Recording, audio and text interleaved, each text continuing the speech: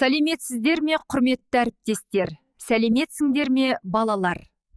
Мен 210 мектеп лицейінің бастауыш сынып мұғалімі Айбекова Индира Ахметсапиевна. Педагогикалық еңбек өтілім 25 жыл. Мен педагог зерттеушімін. Өмірлік ұстанымым баланы оқыту емес, баламен бірге дамуды мақсат ету.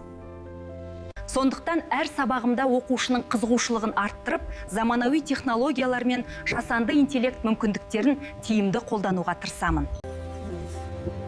Бүгін сіздерге осындай тәсілдерге негізделген сабағымды ұсынамын.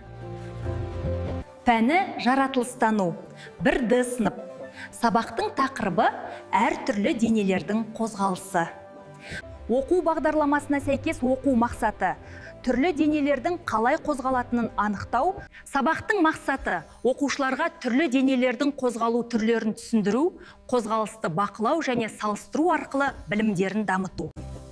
Бүгін біз жаратылыстану сабағында қызықты тапсырмалар орындап, жаңа білім аламыз.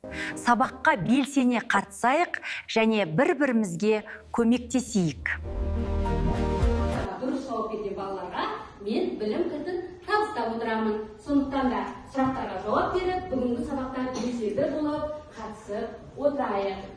Балалар, осы ай бізге қандай ай еді?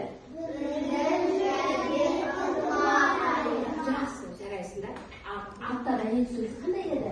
Бірлік болмас, тірлік болмас. Бұл сөзде бізді әрқашан неге шақырады балалар? Бірлікке, татулыққа, достыққа шақырады, иә?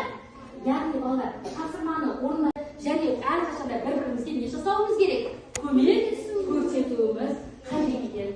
Біз үй тапсырмасы. Қазір экранда үй тапсырмасы бойынша топтық жұмыс барысын көріп отырсыздар. Оқушылар ноутбук арқылы бірдей лабиринт тапсырмасын орындауда. Бұл тапсырма адам жанды табиғат тарауын қайталау мақсатында берілді. Балалар сұрақтарға жауап бере отырып, логикалық ойлауын, жылдам шешім қабылдауын және топпен жұмыс жасау дағдысын дамытып жатыр. Тапсырма жарыс түрінде ұйымдастырылды.